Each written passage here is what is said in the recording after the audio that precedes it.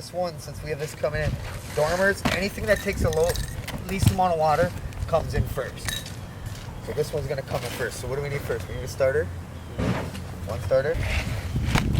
So we want to come all the way through with this one.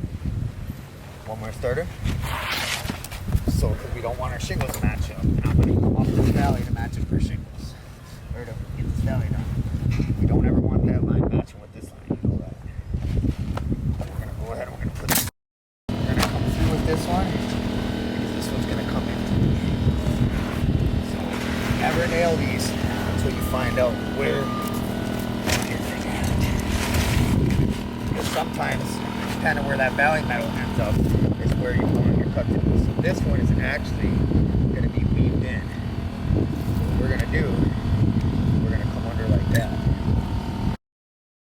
Oh, remember, this always has to go past the valley. So we're going to come over, cheat it. If that's too close to the pin.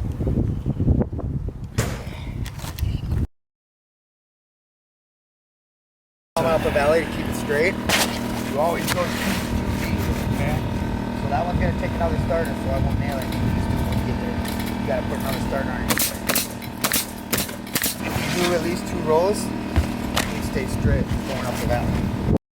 And we'll start off that and come over. And each one of ours will nail. We'll start this one halfway on this one, and then we'll get our distance the whole way. Now we know that's way past. We can go 6. And don't follow your ice and water, because that'll mislead you. Nothing ever in the valley. You always want to stay at least a hook blade away. On whatever side the blade is, you want to stay about that far away from each side. This you never nail fasting, because you don't want to pound nails down. And you don't want to make any holes that you don't have to. One thing I learned, water finds a way. So now we're installing the lower valley part of the roof. Rich, tell us about what we're doing here. All right, what you see right now, they're setting the valley. They've set the lower roof first. The reason we set the lower roof first is shingles are a watershed system. So if the lower roof is on top, the water will go underneath and we'll have a leak for sure. So this first part they're doing is these shingles are going to come across the big roof and they're going to lay on top. They're going to put cement down and then they're going to cut the shingles to match this line. And that'll keep the watershed system. So as the water runs off the shingles, it'll run down the valley. If by chance it backs up, it has all this to go to come back through. But we also do the tar system in there. Another reason we put this side in first is if you see where the valley is, you see where the peak is, only this much water can go down this valley before it would start to go under. You see where this is, and you see where this peak is, that much water will go down. So if we had this much water going down and we put it the other way, it would have the force to come up under these ones higher. This doesn't have much to hit the valley, so that's why we do it that way too. Takes a little longer, but I like to do a double chalk if I'm not running a flip shingle up, just so we have it straight. What we did on our first one is we weaved it in because where the valley came through, it would end up, we wouldn't have anything except for a shingle under. This one will be cut. So we weave that one. This is waterproof chalk, or orange chalk.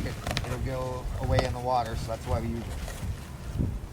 Another thing, if you're running into a valley, say we ran our valley into like this all the way through, and then we cut it off, what we have is what's called a dog ear, and this is a tip here, where when the water came through, it would catch that tip.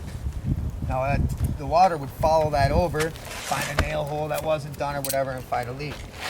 So instead of cutting them off, we just run ours till this middle hits. Now what we're cutting off is just our beauty piece. So automatically when the water comes in, our dog ear's way over here. So that water is going to stay on there and come straight down. So we don't have to eliminate, we can eliminate the cutting.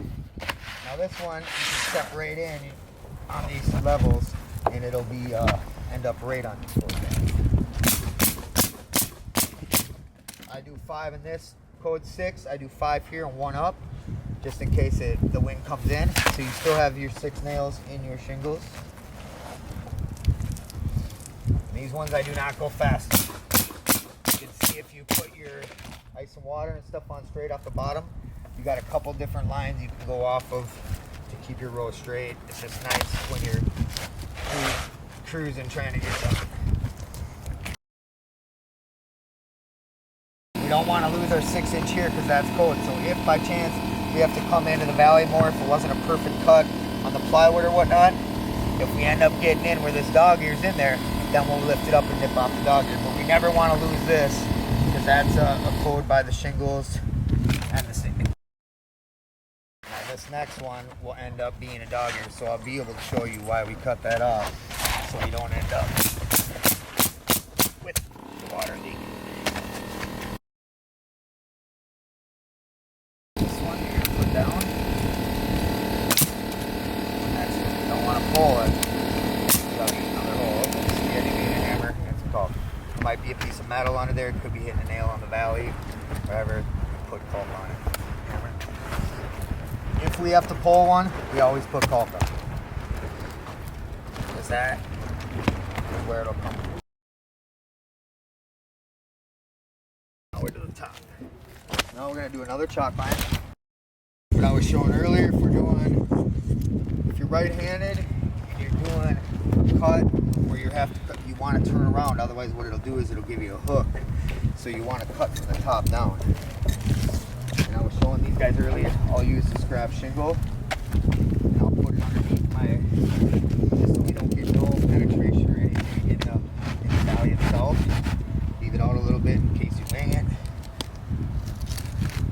Back to our double. Let that down. Put this guy down a little bit. And then even if we go through, we end up having this thing protected. So even if we cut through, we still got this shit. And the reason we cut for right-handed is because our hook blade automatically hooks in. So if we were to cut one the other way, now we have it on like this. If we were to cut one the other way, it would be out. Because that's the way the hook blade's angled. Onto that one too. These are areas you never want to rush it. Once these valleys are tarred, you don't even want to step in them really anymore. So once I get mine cut, I just take a shingle, kind of like a sandpaper block, and I'll run it down the edge, and that'll smooth out my edge. So it just looks a little nicer. All right, Tyler, we're gonna get tar. Remember how we had our dog ears? So we're gonna check each of these and make sure the point don't go in. Want to stay a couple inches away from the point. So we'll cut those off. Any one of them that are out. So what happens if you don't is that water will come down this valley. Like I said, it'll catch that point and follow it over. We don't want that. Now our tar. Start from the bottom. I do 2 layers of tar on mine. If I'm doing my valleys this way. So what we're gonna do, we got our line there. We're gonna make sure this always connects, and it can be a thin bead. It doesn't need to be a lot. And we have this one weaved in, so once it gets to there, it doesn't matter. So we're gonna go ahead and set that down. Get my tar. Now we're tarring the valley. Rich, explain why we're doing that. Well, it's getting done for 2 reasons. It's helping to hold the shingles down, but it's also helping maintain, keeping the water from backing up in the roof. But in a high velocity hurricane zone, required to have this because it's another adhesive on the roof to see how they have it peeled back. It makes it so after that dries, it won't be peeled back like that. Set them down, and you never want to lift them up too high. Now once we have that continuous line, that'll keep the water out. And then this process is G's shingle. Now this can just be a tad. You can use the wet dry caulk, whatever you want on it too. I just do a little bit. Now this will hold the shingles for when the wind comes. So you have a 2-piece system. You do that all the way up. That'll stop the water and hold down your bead, and then you do each shingle. That's how we do a valley.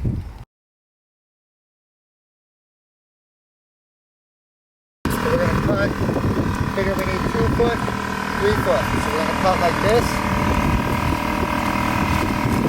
So you can get up inside that valley so the water's covered. You wanna make sure to put holes here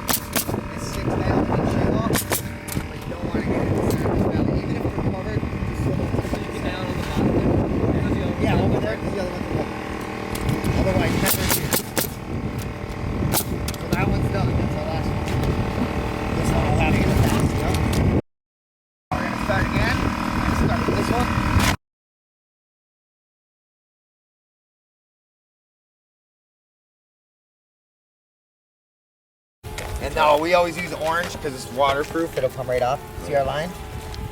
So we went off this one. See it? Yeah. So you're gonna go right to that. Keep going.